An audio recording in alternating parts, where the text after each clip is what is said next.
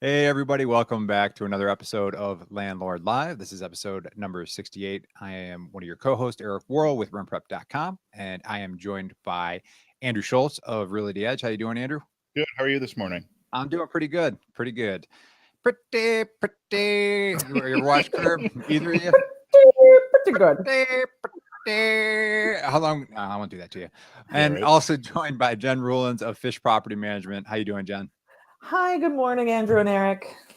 Good morning. Good to be here. So, what we're covering today is we've got three relatively recent news stories that affect landlords and property managers that we're going to be going over. And I just kind of want to tap into your guys' insights because you guys are the experts in property management and dealing with tenants and being involved with this for, I think we said last week, it's about 30 years and close to 1,000 units between the two of you. So, tons of experience to tap into. Just as a reminder to anybody watching, you can tap into this experience too. So just ask questions, comment below on the live feed on the Facebook page. We can pull those comments right up into the feed and get your questions answered throughout. Or if you just have, anything you want to add to the stories that we're discussing, glad to throw it up on screen and discuss that as well. So without further ado, I say we get into one of the stories here. So the first story that I will cover, and I'm going to start with you, Jen, on this one, because I feel like this is pretty, you know what? I'm not sure if I have this one up on my screen right now. I don't think I do. So I'm going to go to a different one. We'll cover that later. All right. We're going to first talk about DIY landlords are up 30% from 2008 to 2016. So this was an article written in entrepreneur.com. I'm going to pull that up into the screen right now. Let's see how this works. Maybe we'll go like that and go solo. And basically, this article was written by Joe Egger, who is the CEO and founder of Tenant Cloud, which is an online platform for managing tenants. We're friends of them as well. They use our service here at RentPrep. But there was one part of the article here that discusses that it's easier than ever to be a landlord. So, according to some documents from the IRS, that since 2008, there's been a 30% increase of the so-called do-it-yourself landlords. And this is driven by new rental platforms like Airbnb and the arrival of technology tools, making it easier for landlords to manage properties. So my question, and I'll start with you, Andrew, is how do you see these changes affecting the market? I mean, obviously, it's become easier to manage properties and kind of control things, but do you see there being any kind of like bigger kind of issues or anything that can be, come from this, the fact that there's so many more do-it-yourself landlords coming into the market? I think it's a good and a bad thing at the end of the day. There's enough tools and information out there for the motivated person to become a DIY landlord and to do it on a what I would call semi-professional level. Services out there exist that allow you to do online rent payments, even when you have, maybe you're living in a duplex and you have a tenant upstairs and they want to pay their rent online. There's tools out there to do that. And I'm seeing, especially in the Buffalo market, a lot of people with the cost of properties going up as high as they are. A lot of people are buying a duplex, living in one half, and then using the rent from the other to help offset their mortgage. So that is becoming more and more prevalent, at least at this market. And then I think the article mentioned, I'm looking at the article here real quick, it did mention Airbnb and things like that. That's blowing up in the Buffalo market.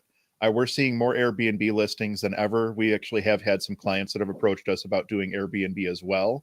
So I think that with the amount of technology that we have in place now, it's very easy for a DIY landlord to start being a DIY landlord.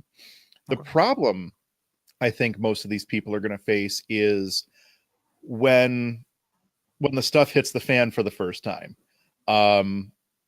Jen and I have been through this millions of times where we've had issues with tenants and we've kind of got a system in place for how to deal with it and things like that. The DIY landlord with maybe one unit might not know how to go forward with evicting a tenant that stops paying rent and is living either above or below them or whatever the case may be.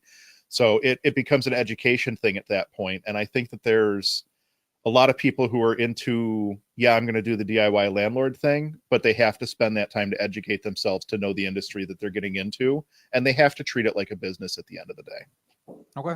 I think there's some great points in there. Jen, anything that you'd want to piggyback off of from what Andrew was saying? And also, like, what does the markets look like where you're at and you're part of Pennsylvania?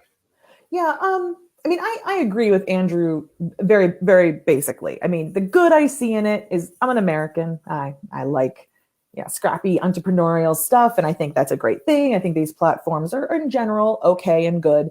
And I agree with him. The risk, though, for most people, average people, is that this represents a huge amount of money that they have wrapped up in a real estate asset. And I mean, if you have that kind of money, major mistakes, I like to say the average young male client, this is somebody who really is ambitious and confident in what they can do. They'll lose 20,000 before they call me. And that's usually confessed on that first phone call. And it's hard for them to admit that this went so south so badly.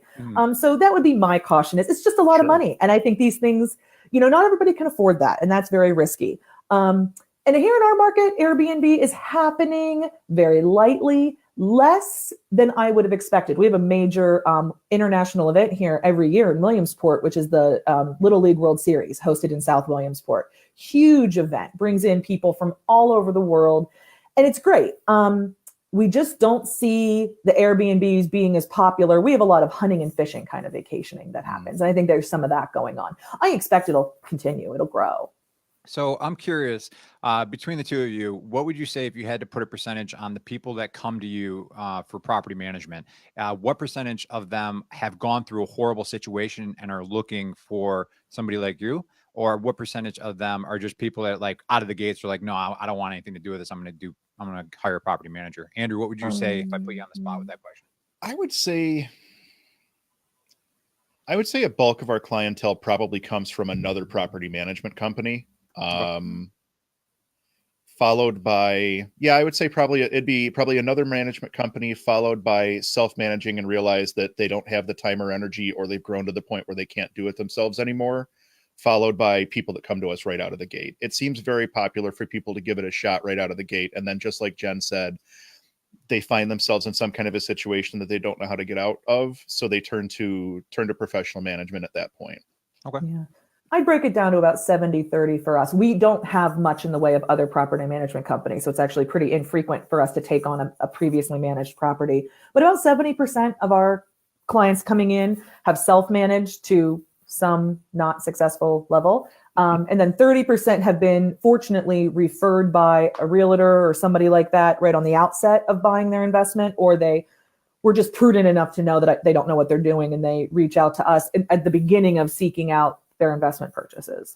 Okay. Yeah, I think that's interesting to know, and it just kind of gives you a little bit of insight on maybe what's going on for the DIY landlord as they're kind of going through things. The next question I wanted to talk about, this one's kind of a funny story that came from the BBC, Alex Rawlings. So I'll pull that up on the screen, just to give him his props here. So this story is talking about why emojis mean different things in different cultures. So specifically, if we kind of scroll down here for a second, I will pull it up on the screen here. There was a story, and I'll read this paragraph. It said, however we intend our emojis to be interpreted, in recent years, their use landed a number of people in legal hot water. Considering the following case from Israel earlier this year, after viewing a property, the prospective tenants had sent a message to the landlord with a series of celebratory emoji. Unfortunately, the prospective tenants later backed out, but the landlord had already taken the property off the market. A judge later ruled that the emojis were themselves enough to imply their intent to rent, and awarded the landlord 8,000 shekels, which is approximately $2,000 or 1,600 pounds of damages and legal fees as results. I mean, to be honest, I just had to have this story in here because this is so ridiculous. I don't even understand how this is a thing. Right? Is this real life? So, Jen, what are your thoughts when you heard this story? Stop texting your clients. Just stop. I mean, I think, so I mentioned 70% of people come to us having managed their own tenants. It's always with the text. It's always, oh, they texted me this and I texted them that. And I just have, we use text messaging here through our software system. We use AppFolio. We're just really, really careful to keep it to notifying them of maintenance entry, reminding them of things, especially when the weather gets real cold, about heat and stuff. But if they try to converse with us about something of significance, we push it off text immediately. So, I mean, shame on the landlord for thinking those little pictures meant that they had a sale of some kind. And I mean, amen to this judge. I think he punished their stupidity. Yeah. Appropriately. Yeah. Yeah, I'm I'd also want to know what the emojis were. You know, that's like the best part of the article. Was it like a little house emoji and then like, you know, somebody doing this, or I have no idea. But Andrew, next week I do my document review. I take the week between Christmas and New Year's and kind of do document review, and my lease is one of the things that I always review every year. I'm just going to litter the thing with emojis and see what happens the next time we have a lease signing. there's like a little poo emoji and then the fan, you know. Only poo goes in the toilet. Oh god. So you got any thoughts on this, Andrew, as far as just kind of like communicating with your tenants and things that might have popped up reading this We kind article? of do the same thing Jen does. We have Appfolio. We use the texting pretty extensively for tenants to notify them of maintenance, or we'll ping them and say, after, like when we're doing rent collection, we'll do a phone call followed by a text message followed by an email. We'll hit them on as many fronts as we can. But that's about the extent of it. If they have like a serious maintenance issue, our tenants know not to text us about it, because if we're not looking at our email, we're not going to see the text message. Well, let me cut you off there though, because I Yeah. kind of had the same thought, and Randy just presented it and said, "Is it better to have it in writing of a text versus a call where it's a he said, she said situation?" So as far as documenting it though, That's a good question. It's difficult for me to answer that one because we actually record all of our inbound and outbound calls into the office as well. So there's never really an option of not having a record of it for us. Even if it's voice, we have it, as a recording that can be transcribed. If it's a text message, obviously it's already there. So that's kind of hard for me to answer. Yeah. I have a good answer for that. It's absolutely better to have it in writing, but that doesn't mean we don't have phone calls. It means we have a policy here, especially if we've discussed something of significance, we follow it up with an email. So maybe I'm talking to a client or a tenant, and we've maybe described how to break a lease, right? Like what they've asked questions about it. And then we'll send an email documenting, hey, as we talked about, you've inquired about this. We directed you to this for more information. You would need to do this, this, and this. And I think that's a good practice for anybody to have. Yeah. Because when you receive that email, one, it conveys that this person absolutely knows what they're doing and they're in control of the situation. And two, it puts them on notice as you're not going to misconstrue what was said on this call. Yeah, good call. We do the exact same thing in our office with clients. Most of our tenants aren't into email for whatever reason. So I guess the text message would probably be the better way to document it if you wanted written documentation on it. But yeah, whenever it comes to like a client situation, we have a phone call. We immediately follow it up with an email message right after the phone call, just so it's on paper, so to speak, and can be verified later down the road. Andrew, when you're talking about your clients that don't want to email, you're talking about the tenants or the owners of the property? No, tenants. All of our owners are pretty good. Most of our owners are pretty tech savvy, but some of our tenants are less so. Do you think that's a generational thing? Maybe your tenants are younger and the owners are older, or no? I mean, it's hard to say. I think that the communication medium is going to change generationally. I mean, it was radio for a long time, then it was TV for a long time, and now we're at the point where most people are dropping TV subscriptions in lieu of things like Hulu and Netflix and Amazon Prime and stuff like that. And I think that texting is the natural progression of human communication from the phone call to the text message. It's asynchronous. You don't have to be tied up on that phone call to have that conversation. You can respond back and forth as you want. So I think that's just kind of the natural progression.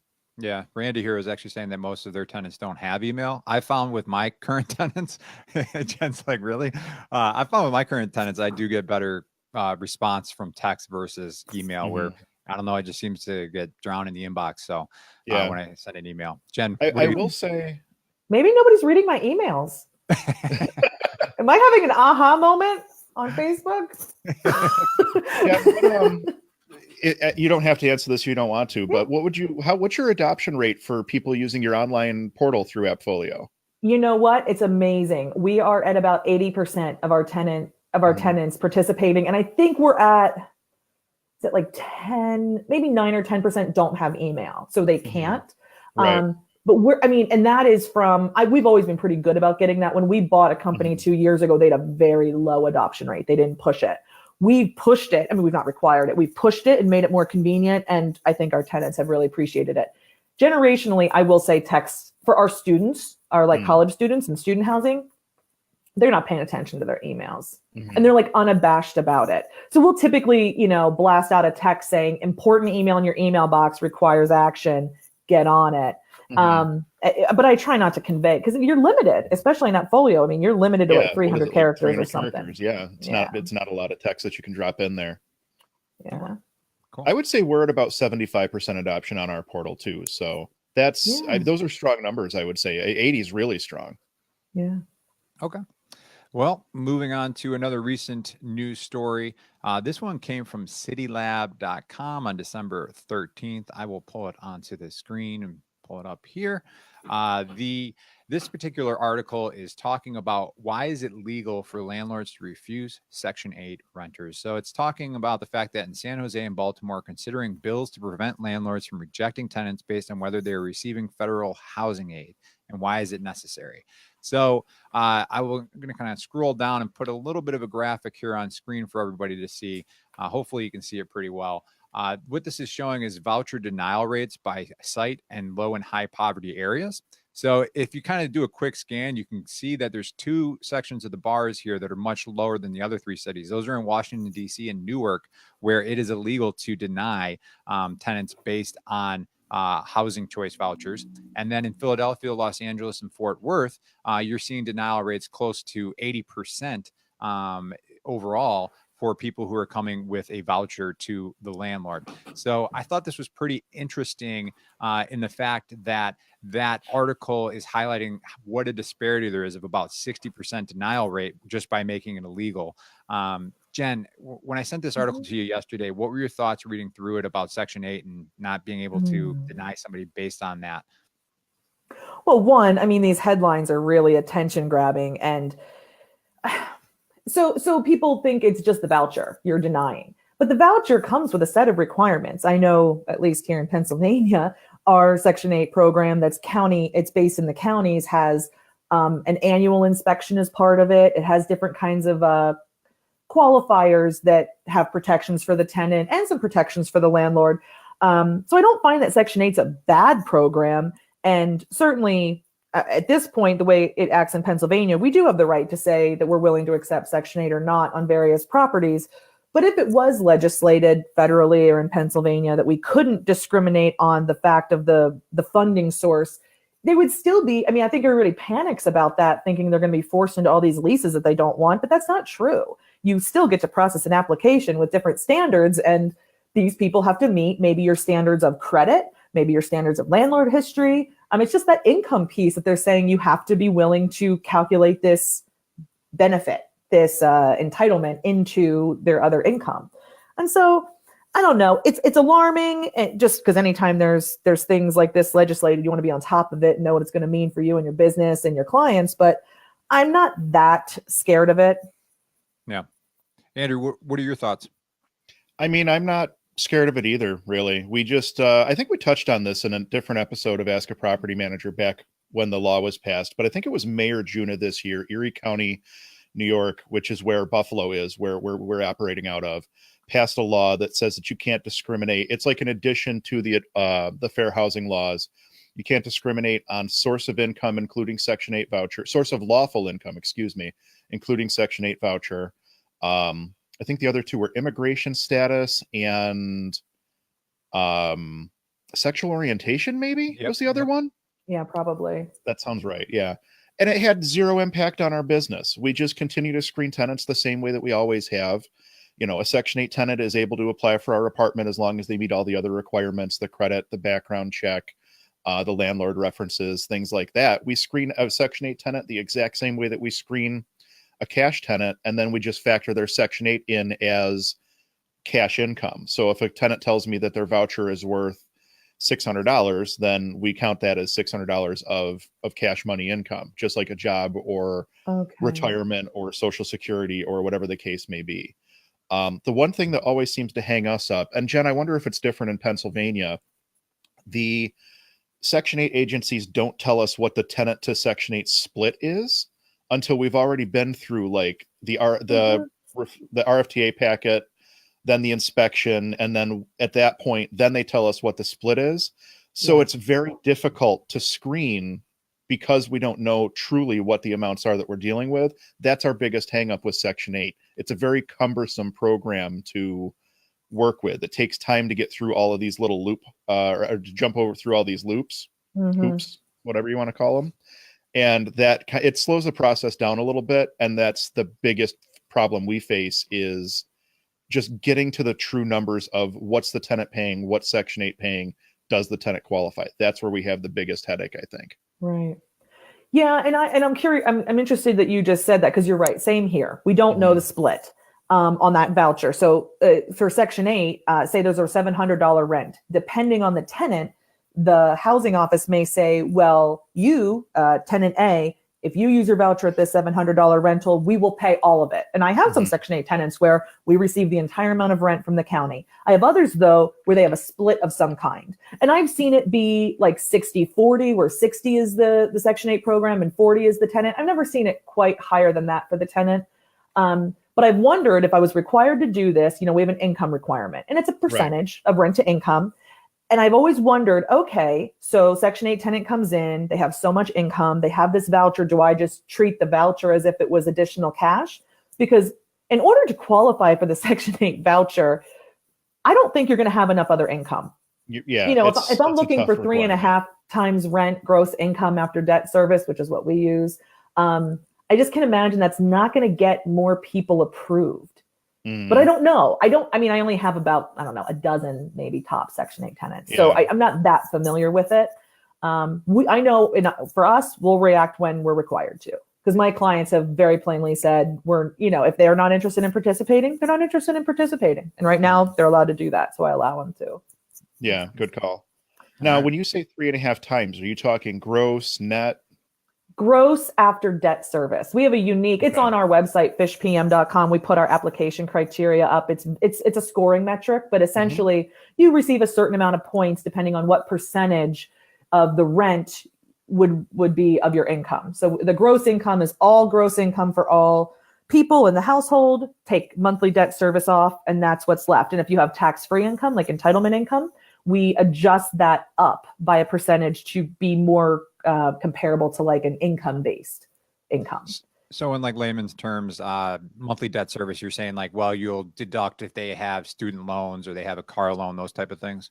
Yeah. So if it's $1,000 rent and I'm aiming for 3.5 times rent gross income, I want that tenant to have 3.5 would be $3,500. So say they make $4,000 a month gross, but they have a $250 car payment, a $250 student loan, and a $300 credit card bill.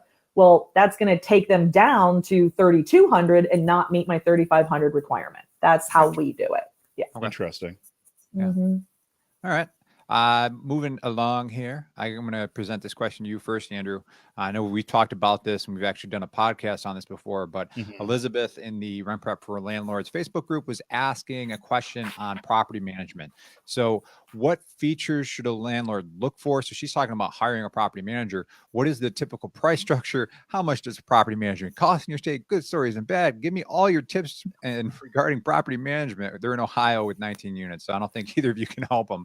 But why don't we just kind of condense this a little bit? We won't go question by question, and maybe we could talk about, typical price structures and stuff like that. But I know that you have some great questions too that you think people should ask a property manager, things that people should look into before they hire. So if you want to give us maybe a few of your tips, and then Jen, if you want to give us a few other tips as well. What are you thinking, Andrew?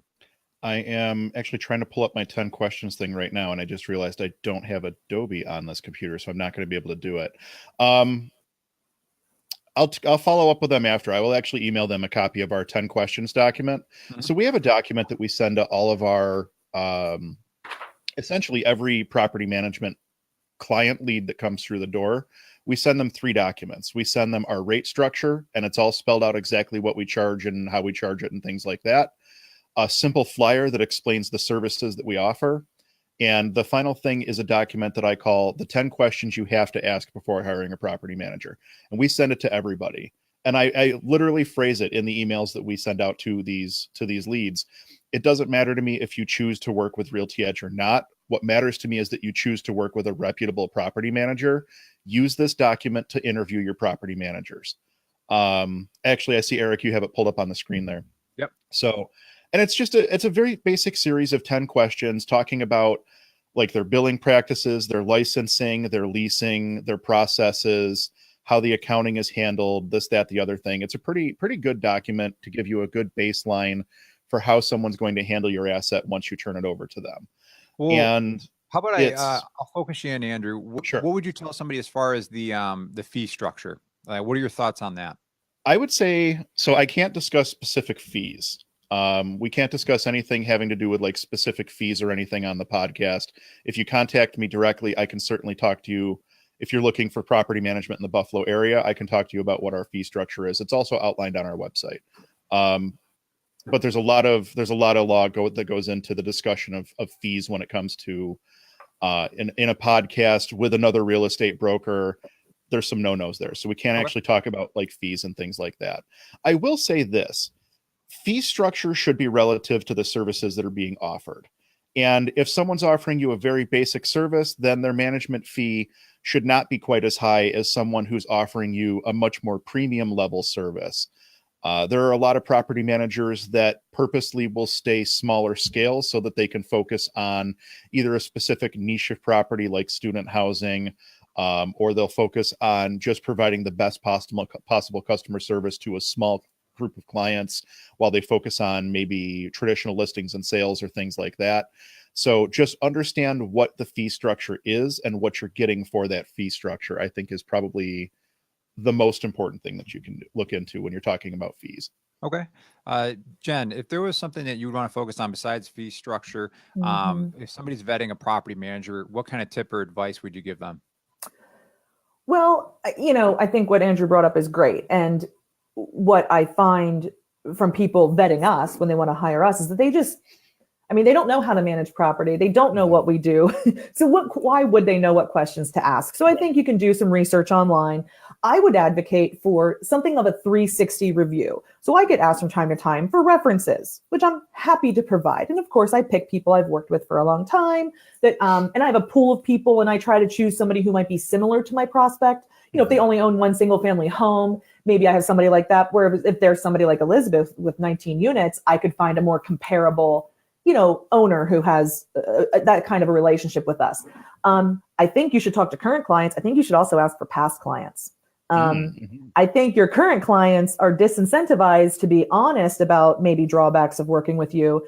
And I try to be honest about the drawbacks of working with us. I'm not trying to surprise anybody by working with us. I want you to work with us and have a great experience. But if there's something I can't provide, I'm going to tell you, because I certainly don't want to fight about it later.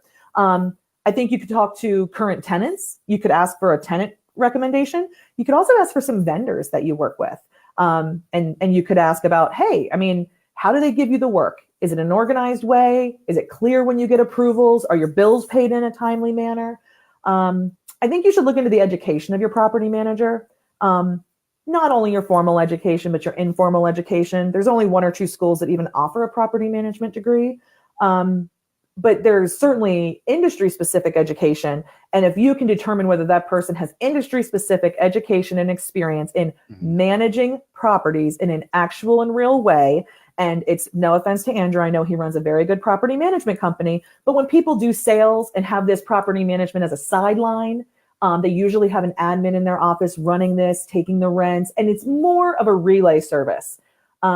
So to fees, again, we can't talk about particular fees, but I would caution you to keep your research on actual fee structure local, because it can be highly dependent on the amount of rent, because the primary fee on most of these is a percentage of rent. It's called the management fee. And you'll find that those percentages are lower in markets where the rents are quite a bit higher. As you can imagine, out in San Francisco, if rents are $4,000 a month, that percentage that they're taking would represent a whole lot bigger take than here in my area, where the average rent's $700. Keep that in mind. Keep in mind you're getting what you're paying for. And yeah, I would also ask to speak to an employee or two that as a client you might be working with on a daily basis. So the people I talk with, once they're onboarded, they're not normally on a day-to-day basis working with me particularly, unless things are really bad. And the only other thing I would say, before people get upset about how much property managers cost, because you see that in the forum sometimes, like, what are they getting paid for? What you're replacing when you hire a property manager is you have somebody who can expertly handle on-demand, unpredictable needs. So so on some particular day, am I doing a lot? Well, I do a lot every single day, but you could probably look at a day and go, hey, what did she do today to earn her per fees. Not a lot, but I'll tell you, tomorrow when that tenant does something off the wall or weird or illegal, now all of a sudden, me being able to jump in on a moment's notice in an expert way and handle this the best possible way that owner could expect, I think that's worth a whole lot more than I get paid. And that's what you can't do, client, right? You can't interrupt your day at work to go meet the constable because there's a warrant out for your tenant's arrest. You can't then immediately inspect the property and file the paperwork that needs to happen because it's a violation of the lease and that sort of thing. So keep that in mind when you kind of go, oh, you look at your statement and you go, oh, but remember that person's on call like a fireman. They're ready. It kind of sounds and reminds me a little bit of just like car insurance. You could be like, what am I paying this for? I haven't been in an accident in 7 years. Well, you don't want to get in that accident and not be paying your car insurance or get pulled over. So, right. No, absolutely. We got one last question we're going to bring here. And this one comes actually pretty close to the hometown of Miss Jen Rulin's here. Let me see if I can find it here. This is from Linda. So Linda asks, how do you landlords handle aggressive tax hikes like the 26% tax increase that is going through in Allentown, Pennsylvania right now? Jen, I'll let you speak to this just because you're so close to it. What do you think? I mean, I've not heard of this. I mean, there's two ways I would think about this. One, if you're individually being hit with a tax increase, which I thought I saw in the comments, somebody had said they particularly were being hit on their property, maybe because it was on the market or something, and it was an extremely high tax increase. And I thought of it from that perspective of, well, if you're in that place where you're getting hit with this outside the normal market, then you need to analyze your options. You can sell it, you can rent it, you can hold it. There's 1031 exchanges. There's all different ways that if that asset, if the market rents won't satisfy your costs, then you're at that place. Now, if the whole market gets hit with a 26% tax increase, you're on a bit more of a level playing field, right? Because you're selling a product that's competing against the other product in that area. So if the costs on all of it are raised 26%, you're safer than to raise the rent proportionally to try and cover it. 26% tax increase is not equal to 26% rent increase. We'll be careful to explain that. And I would just say you'll see the market adjust. You will see the market adjust for those costs. And because it happened to everybody, it shouldn't be that big of a blow because you'll be competing with everybody on the same playing field. Well, the interesting thing about the article she shared was saying that they're doing this to help with infrastructure and different needs within the town, and they want these landlords to pay for it. But in the end, if these landlords end up increasing their rents enough, really it's the tenants paying for it through the landlords. Oh, yeah. Andrew, is it just landlord properties? Is it just rentals? Oh, that's a good point. Yeah, I think it was across the board, but I think the article was talking of the impact on landlords. So. Yeah. Andrew, quickly, what are your thoughts on this? I know we've discussed this before and you've, talked about like maybe when, the lease is up or different things that you can do with current tenants that are in place. Yeah. I mean, I think Jen hit the nail on the head there when she talked about, if you're going to have a rent increase, you kind of have to analyze the property based on where you are in the life cycle of the property ownership. If this is a property that you just picked up and now your taxes have increased substantially, you might not be in that situation where you can turn around and dump the property or what have you. If it's a situation where you're long-term holding the property, the rent increase is something that it might hurt you for a very short period of time, and then the rents are going to increase. Like Jen said, because the market rents are increasing, because this tax increase went across the board. So it really just depends on, is it a localized issue to just your properties, or is it a market issue where it's a tax hike across the board, which is kind of what I'm assuming we're having here in Allentown. And at that point, it's just a matter of taking that increase in taxes, figuring out what the monthly impact is going to be on a per unit basis. And then when your next lease comes up for renewal, adjusting your rents up in that fashion so that you can cover that new cost that you didn't have previously. All right. Well, I think that answers that pretty well. So I want to thank you guys for your time and insights on this week's episode, number 68 of Landlord Live.